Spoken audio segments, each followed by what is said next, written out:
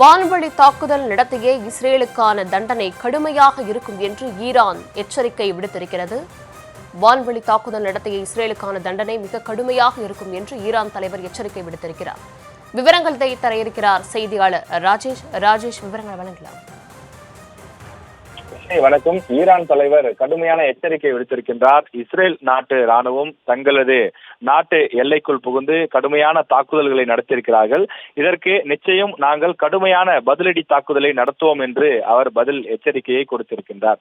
இந்த ஈரான் அரசு தலைவர் அயோதுல்லா அலி குமைனி கடும் எச்சரிக்கையை தெரிவித்திருக்கக்கூடிய நிலையில் இரு நாட்டுக்கும் இடையே கடுமையான போர் மூழக்கூடிய ஒரு சூழல் உருவாகி இருக்கின்றது.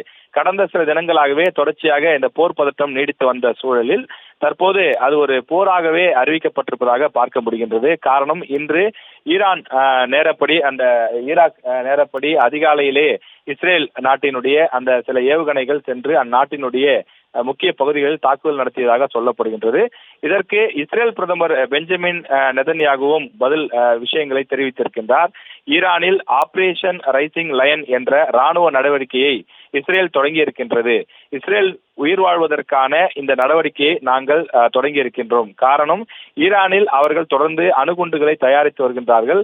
அவர்கள் அணு ஆயுதத்தையும் அணு குண்டுகளை தாங்கிய ஏவுகணைகளையும் எங்கள் நாட்டின் மீது தாக்குவதற்கு திட்டமிட்டிருக்கிறார்கள். இந்த நிலை இப்படியே தொடர்ந்தால் அவர்கள் அதிகமான அணு ஆயுதங்களை தயாரித்து இஸ்ரேல் மீது தாக்குதல் நடத்துவார்கள். இஸ்ரேல் என்ற ஒரு நாடே வரைபடத்திலிருந்து காணாமல் போகும் நிலை உருவாகும். எனவே இஸ்ரேல் நாட்டை பாதுகாப்பதற்காக எங்கள் தற்காப்புக்காகத்தான் இந்த தாக்குதலை நாங்கள் நடத்துகிறோம் என்று அவர்கள் தரப்பில் தெரிவித்திருக்கிறார்கள்.